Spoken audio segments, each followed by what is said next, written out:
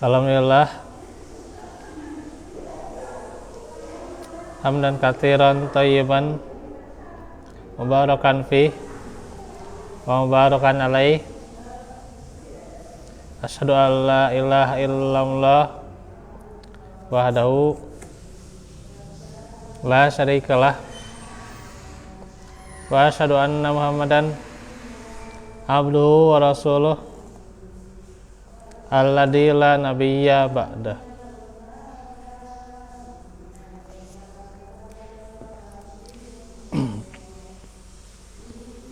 Alhamdulillah, ikhwatu fillah,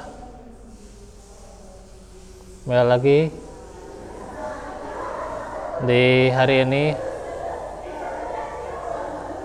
hari Rabu,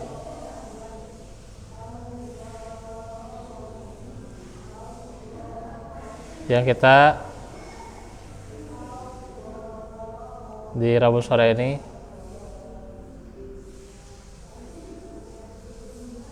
bertemu lagi.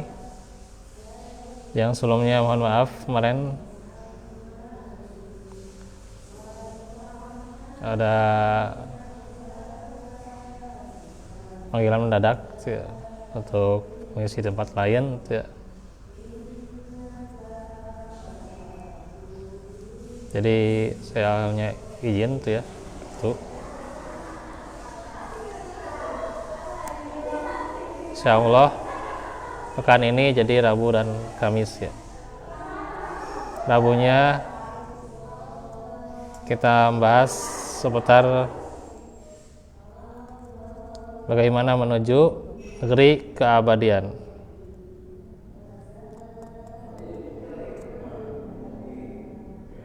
Yang kita masih di hadis-hadis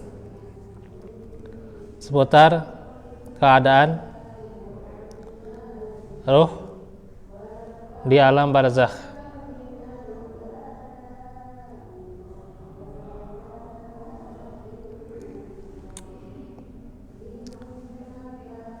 Hadisnya dari Abu Hurairah dari Nabi sallallahu alaihi wasallam. Beliau telah bersabda, jika seorang hamba telah dikuburkan, ia akan didatangi oleh dua orang malaikat yang hitam legam bernama Munkar dan Nakir. Kedua malaikat itu kemudian bertanya kepadanya, apa pendapatmu tentang orang ini? Ia menjawab sebagaimana yang ia katakan saat masih hidup di dunia. Ia adalah hamba dan utusan Allah. Aku bersaksi tiada yang diibadahi dengan hak selain Allah, dan aku bersaksi bahwa Muhammad sallallahu alaihi wasallam adalah hamba dan utusan Allah. Kedua malaikat itu menjawab, kami memang sudah tahu bahwa engkau akan menjawab begini. Jadi ini keadaan orang yang solih ya. Orang yang bertauhid. Dia bisa menjawab pertanyaan malaikat dan munkar. Apa? Munkar dan nakir juga sudah tahu jawabannya. Tuh. Ya. Tapi tentunya sudah tugas mereka menanyakan di alam kubur tuh ya. Dia benar jawabannya dan dia bersyahadat,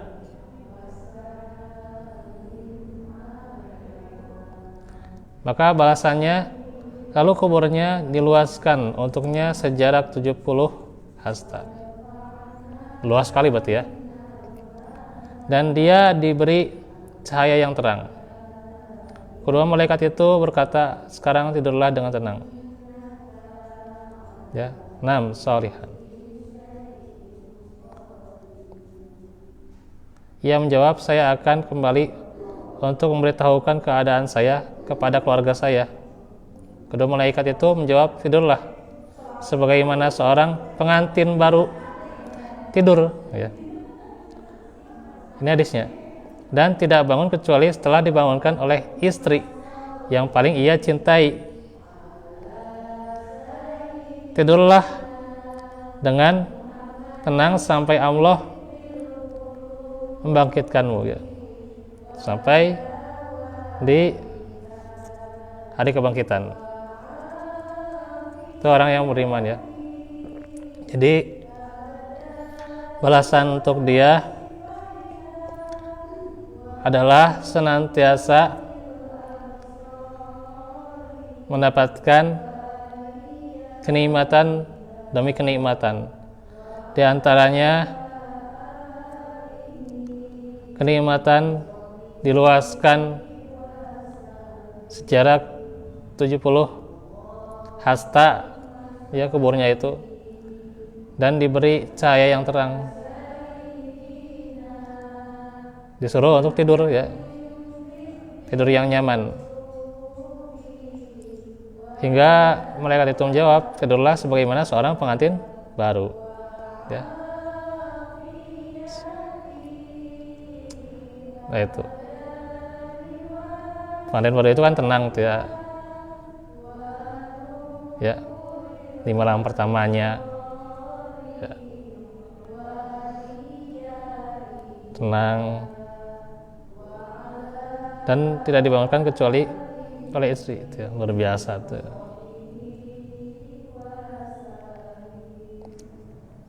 Tentunya yang benar-benar merasakan hal ini, ya, seperti itulah di alam kubur nanti, ya, itu luar biasa.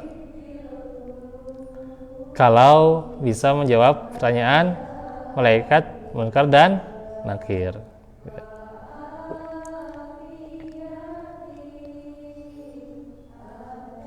Nah, itu bagi orang yang soleh, ya.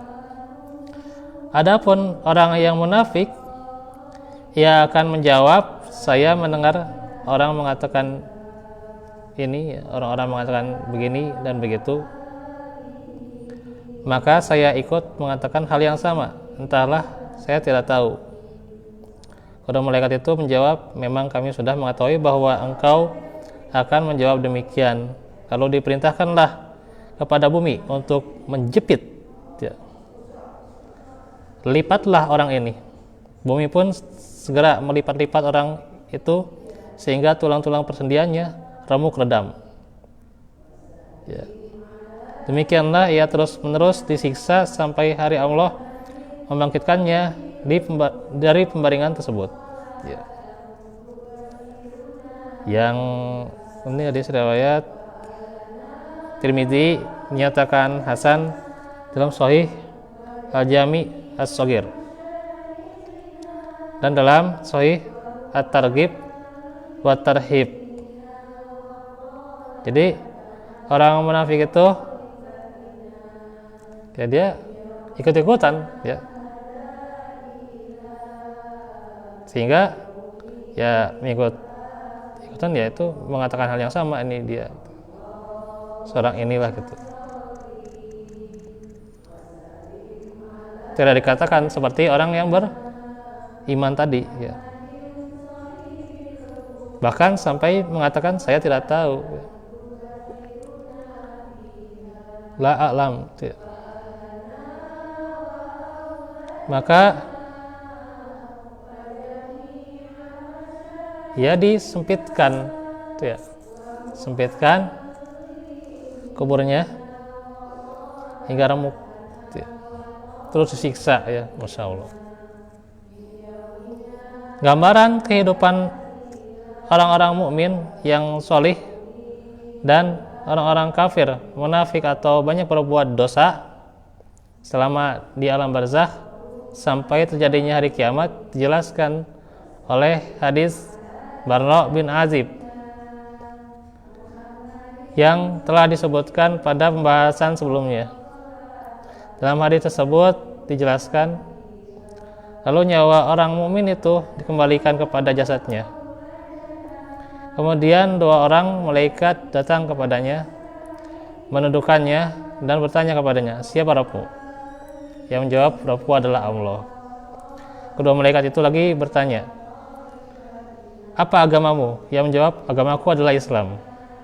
Kedua malaikat itu bertanya lagi, apa pendapatmu tentang orang yang diutus kepada kalian ini? Yang menjawab, ia adalah utusan Allah. Kedua malaikat itu bertanya lagi, apa ilmumu? Ia menjawab, saya membaca kitabullah, beriman kepadanya, dan membenarkannya. Maka tiba-tiba ada seorang penyeru dari langit.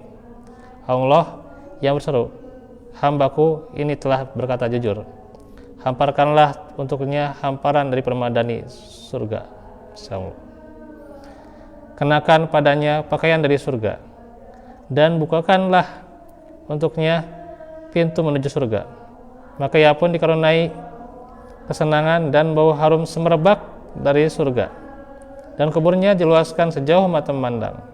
Luas sekali berarti ya, kalau kita memandang itu ya, jauh gitu ya. Nah itu artinya luas banget. Ia lantas didatangi oleh seorang yang tampan, bagus pakaiannya dan harum semerbak baunya.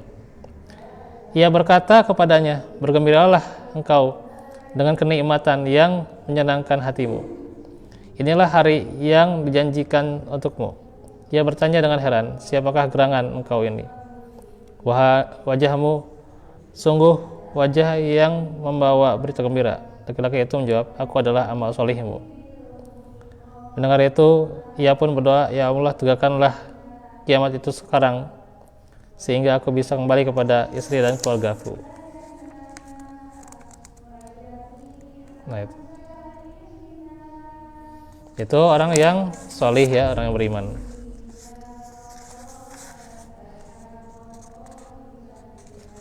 Sedangkan orang-orang kafir,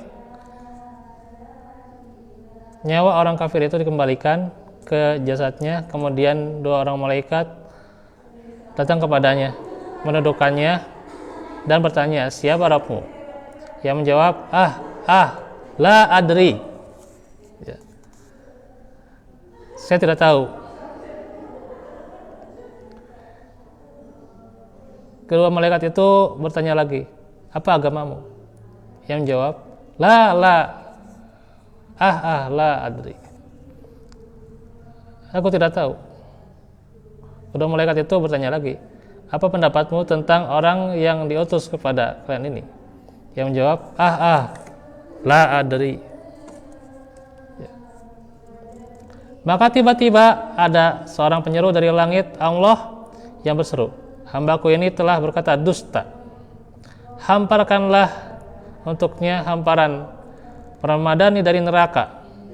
Kenakanlah padanya pakaian dari neraka, dan bukakanlah untuknya pintu menuju neraka.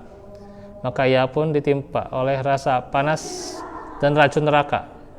Kuburnya disempitkan sehingga menjepit dan meremuk redamkan tulang-tulang persendiannya. Ia lantas datangi oleh seorang yang buruk muka, buruk pakaiannya, dan busuk baunya. Ia berkata kepadanya, bergembiralah engkau dengan siksaan. Ini disiksa tapi dikatakan bergembiralah, insyaallah, yang menyusahkan hatimu. Inilah hari yang telah dijanjikan untukmu. Ia bertanya dengan heran, siapakah gerangan engkau ini? Wajahmu sungguh wajah yang membawa berita buruk, ya, membawa berita buruk. Laki-laki itu menjawab, aku adalah amal burukmu. Mendengar itu, ia pun berdoa, ya Allah, janganlah engkau menegakkan kiamat.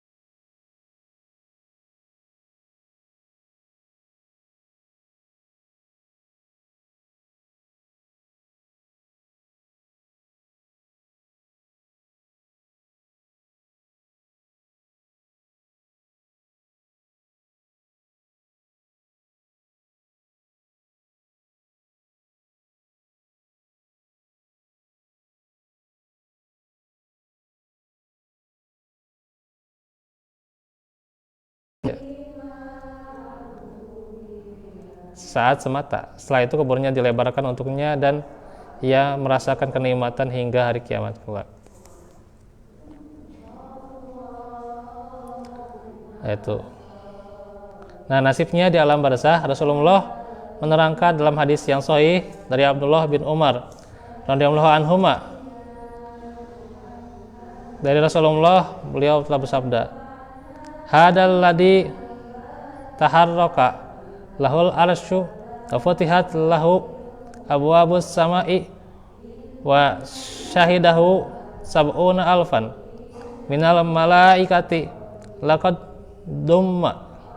dummatan thumma furrija anhu. Orang yang kematiannya telah menggoncangkan arsy ini. Siapa itu? Sa'ad bin Mu'adz. Kematiannya telah menggoncangkan arsy Allah. Insyaallah. Baginya dibukakan pintu-pintu langit.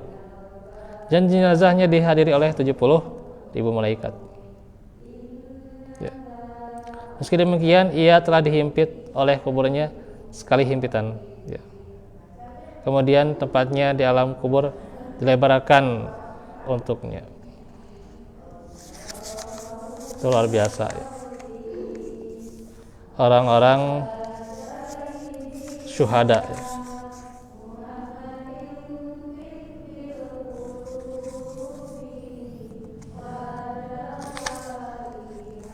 Panjang ya.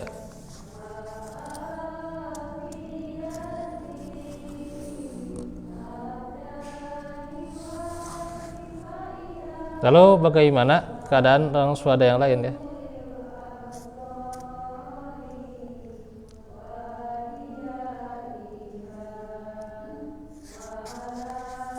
Ini banyak keterangan yang menerangkan.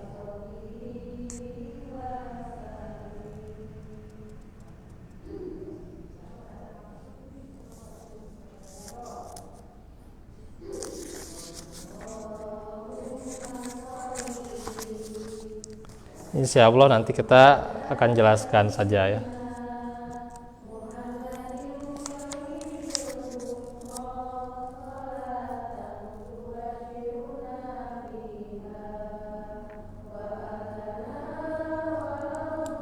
Ada juga emang hadis itu ya tentang bagaimana ruh itu dibawa ke langit ya sebelum kembali ke jasadnya gitu. Ada itu juga. Ada. Cuman di sini tidak di ini. Saya belum menemukan, lupa lagi saya kitabnya ini. Untuk ini, tapi emang sudah ada itu riwayatnya sahih ya. Sudah diterangkan oleh Ustadz Qarnain ya. Jadi emang sebelum nyawanya dikembalikan itu dibawa ke langit ya si ruh itu sebelum nyawanya dikembalikan sebelum ruhnya dikembalikan kepada jasadnya ya gitu. Ya itu memang panjang sekali itu ya itunya penjelasannya sampai dia dibawa. Bukan hanya si ruh itu dirasakan ya di dunia, tapi dibawa ke langit dan tercium baunya itu oleh malaikat ya. Ada ruh orang yang soleh itu harum ya. Tapi ruh orang yang kafir, orang yang munafik, orang yang syirik ya, itu jasadnya sangat tidak mengenakan ya, sangat bau. Bahkan dia diterjunkan dikembalikan jasadnya itu sangat tragis itu orang yang durhaka itu ya, itu sangat tragis gitu ya. waktu dikembalikan ke jasadnya itu ya gitu. Sedangkan orang yang beriman, orang yang sholih itu dikembalikan ke jasadnya itu sangat nyaman.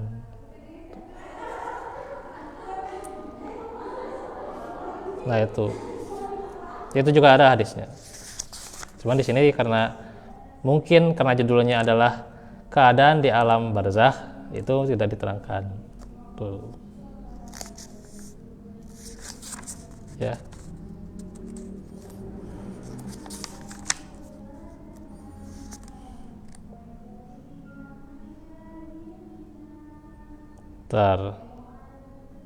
Ini karena saya belum baca ini ya.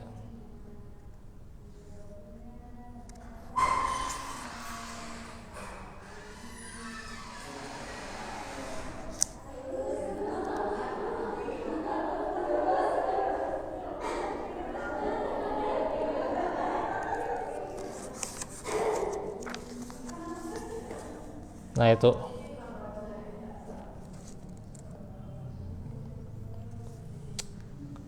artinya apa? Bagaimana seorang selamat dari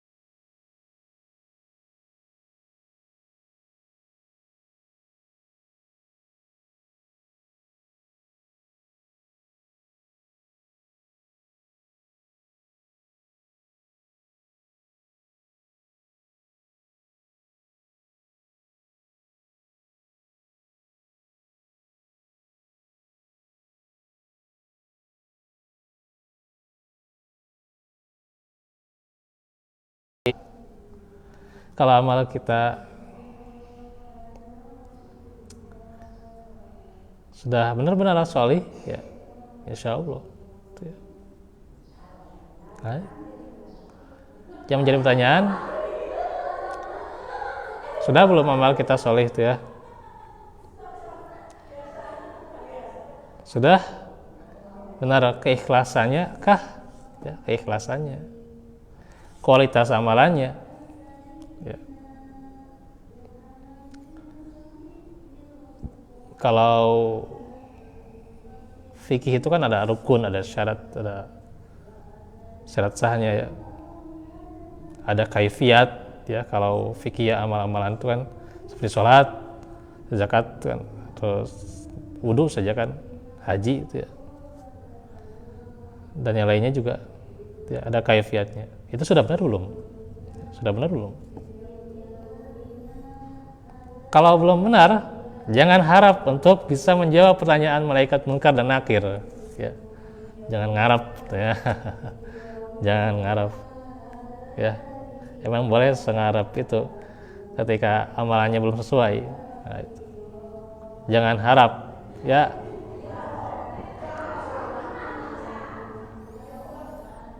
Usia kita itu pendek, ya, tidak panjang. Kalau ada yang 80-90 ya pendek juga. Ya. Hidup di dunia itu ya kalau kita ukur dengan kehidupan di akhirat ya pendek sekali. Ya.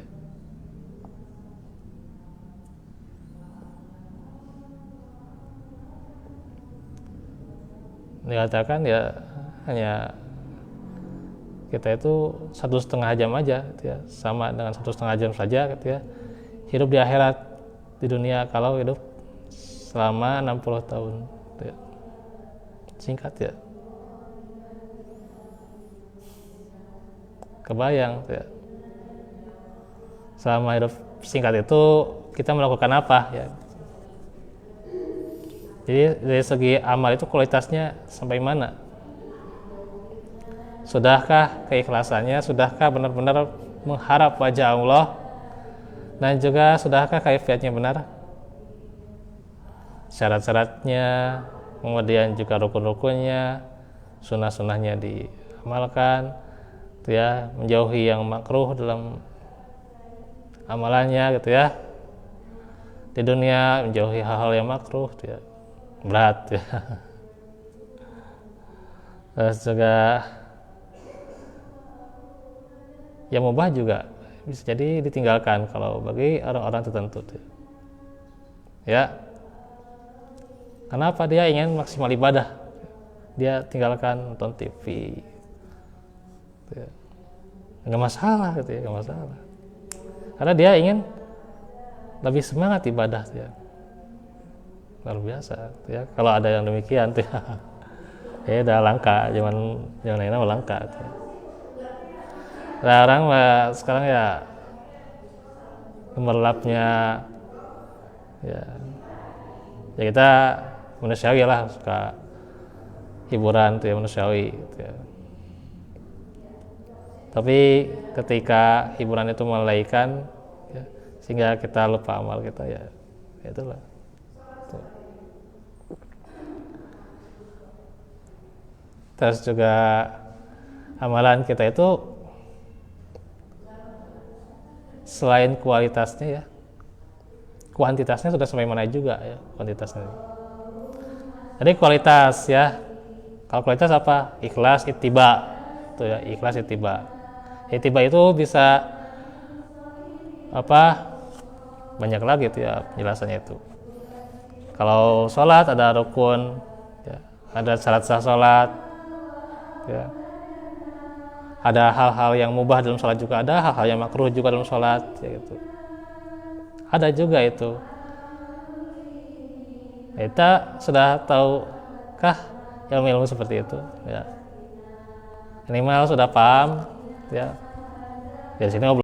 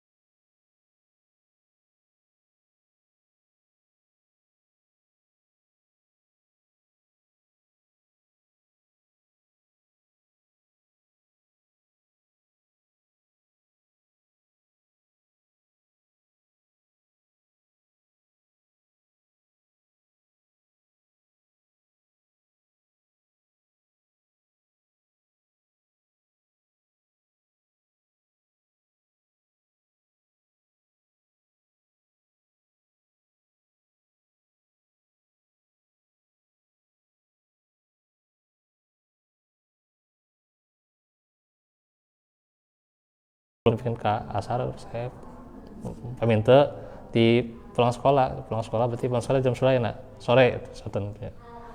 Dari jam 3 sampai jam 12 tuh. Tak apa sholat anak kumaha katanya, apakah dia sholat atau enggak gitu ya. Itu banyak pemuda yang zaman sekarang kayak gitu ya, banyak.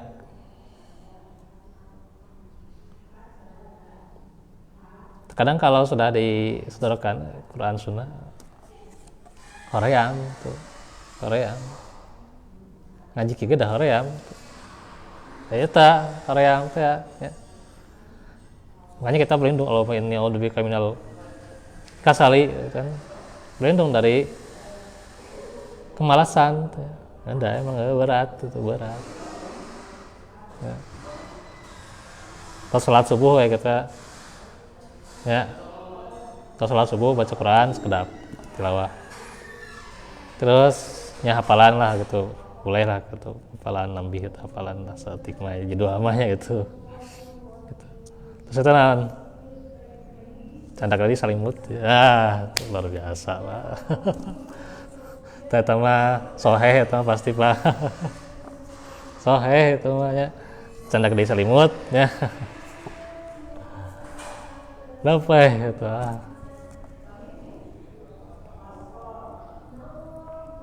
ya.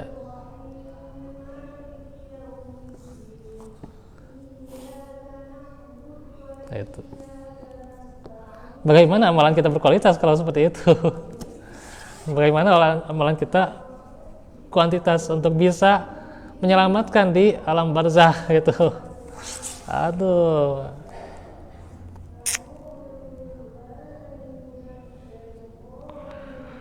Nandangikeun kieu ge saream.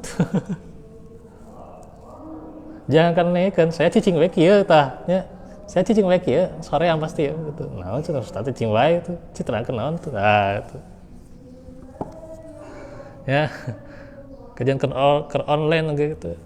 Ustaz cicing wae gitu. Bingung tuh kenapa. Ah gitu. Saream. Padahal diamnya di majelis ya. Apalagi kalau sudah menerangkan sesuatu bosan si ustaz gitu-gitu keneh lah gitu ya, gitu ya, gitu-gitu keneh ustaz terangkan yang gitu dah orang nah, enggak ya, bisa enggak menyelamatkan dari azab kubur? Nah, emang boleh sehoream eta gitu menyelamatkan dari azab kubur, bisa gitu kayak. Aduh. Nah itu banyak kendala ya namanya amalan itu ya. Nah itu.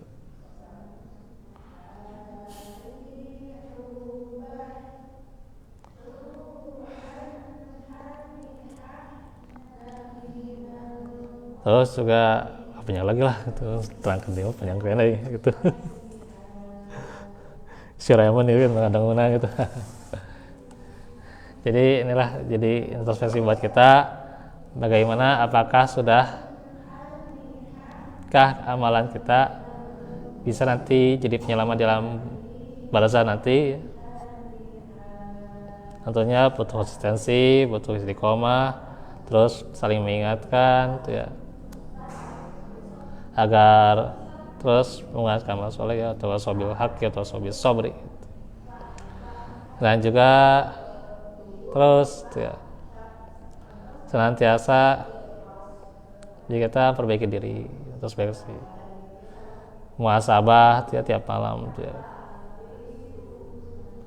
Ketika kita sakit, bayangkan kalau sakitnya itu nantinya kita itu kaku-kaku di alam barzah. Bayangkan sakit kita itu demikian, coba ya, kita sakit-sakit misalnya sakit nanti. Bayangkan kalau nanti kita itu kaku-kaku di alam barzah, tidak mau bisa bicara, tidak akan bisa bicara sesuai dengan jawabannya ya, terkaku-kaku kita itu. sesuai dengan keinginannya tidak bisa bicara sesuai dengan keinginan.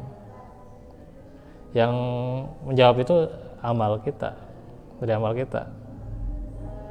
Ya. Itu ketika kita sakit ya itu. Ya. Right. Banyak yang tubuh terkaku-kaku juga di rumah sakit, mana deh itu terkaku-kaku jadi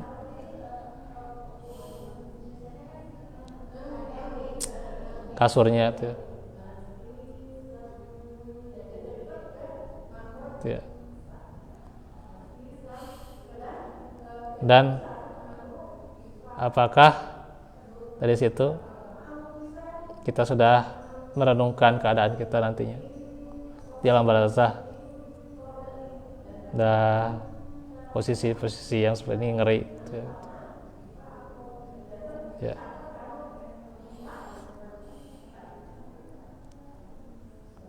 Tidak bisa setengah-setengah di dunia ini ya. Karena kita sudah Allah ciptakan ya, Allah skenariokan, Allah menjadi saudaranya, kita harus beribadah. Nah itu. Karena itulah, jadi sekarang kalau banyak amalan yang buruknya kita harus perbaiki.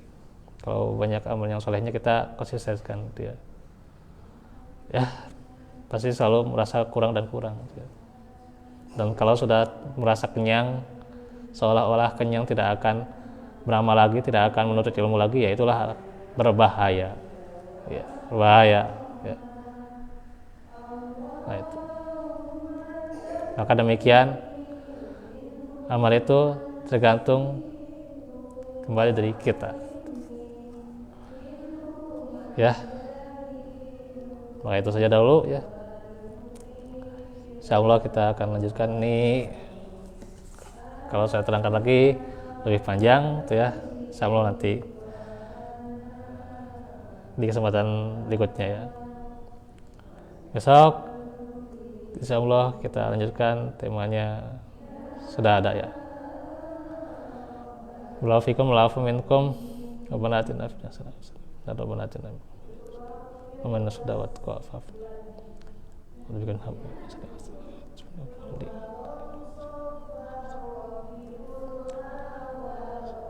Aku lakum liada wa astaghfirullah li wa lakum. Wallahu fikum. Wassalamualaikum warahmatullahi wabarakatuh.